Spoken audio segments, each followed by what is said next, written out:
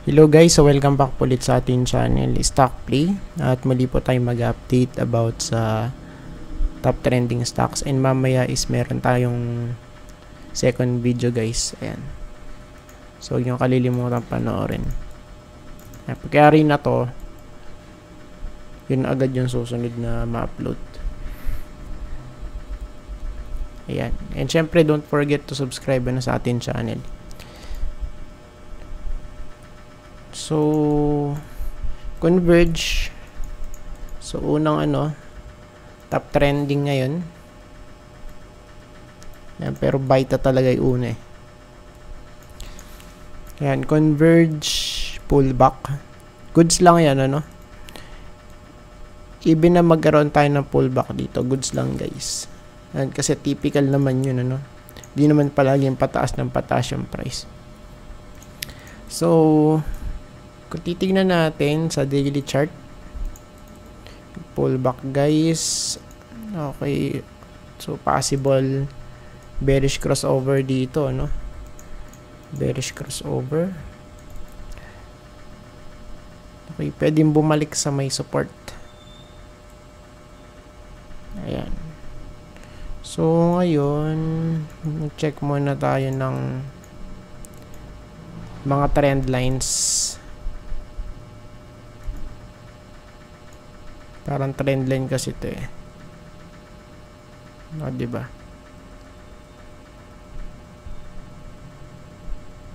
Ayan, Parang trend line siya, guys, So, sa ngayon, kung titingnan natin, nag-pull back. So, expect natin, pwedeng bumalik dito sa may, sa may green box na to, sa may 11.15 at least. Dito guys. Ayan. So yan muna for now for this one. Pero kasi sa sa lower time frame pwedeng dito mag-hold sa may 11.6 kasi. Check natin. Ayun So dito guys merong support. Ayan. 11.6. So, pwedeng mag-hold doon tapos mag-bounce, Save natin yan. Pero pagka nag-update ulit tayo, baka din na natin sama yan. Ayan. So, for now, merong merong trend line doon, diba? Okay, tapos, next, of course, P-Gold. Pure gold. Check natin. Mukhang goods yung niya. Mukhang goods, So, syempre, mas magiging goods to kung kung papanik. Ayan, ganyan. Tas pullback, Then, dapat mag-hold. So far, so good. Pero, not good at all. Ayan. Of course, yung kanyang big picture kasi tinitingnan natin dito. Lower, lower high, saka still lower lows pa rin naman, na mako-consider. Ayan, Oops, saka ganun. Ayan, pero sa sa natin, sa daily chart. So, sana lang masustain yung breakout na to. At wag maging fake out. Ayan, breakout sa may taas ng 200, and sana lang masustain yan kasi dito marami ding ito maraming beses din nag-breakout pero hindi na-sustain ayun, diba? So pagka nagbe-breakout, pullback, okay, kaya dapat pagka nag-pullback yun guys, ayun, pullback, breakout, tas pullback, at kaya dapat pagka nag-pullback to mag-hold dapat sa taas para maging bullish yung kanyang structure. Ganyan, Ganyan. Tapos ganun, So ngayon 50-50 pa to. Ayan, Byta. Of course kasama din to sa sa trending. Uy. Grabe, solido, Solido si Idol. Kaya ano nangyayari? Retest lang sa may 200. Ayun, no? 0.66 na hit. Solid. May catalyst ba to? Or may good news na balita? And baka kasi merong good news kaya lumipad. Ayan, pero ano na siya? Resistance na siya actually. At mahirap to, no? Baka biglang magkabuusan, guys. Yung support natin dito. Ayan. 0.55 or malapit sa 0.56.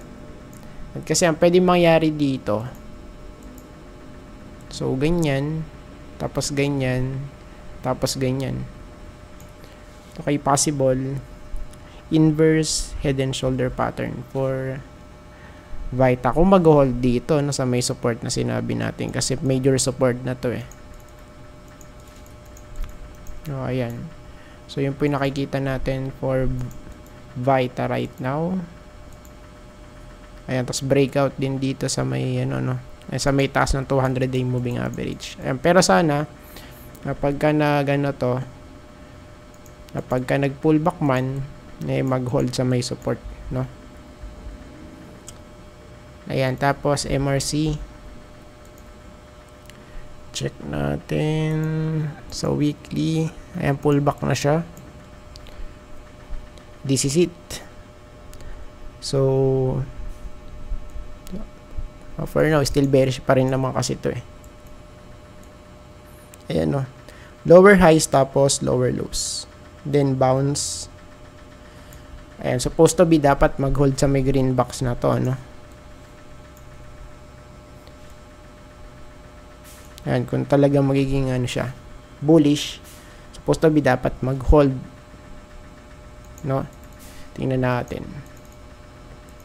Daily chart. Wala pa. Of course, medyo malayo pa to, no? Ayan, kailangan pa natin ng mga confirmation dyan. Ayan, tapos trending din, by the way, Arit. Solid. Nag-break out. So, possible this one markup phase na to. Ito na, nag-i-start na, guys.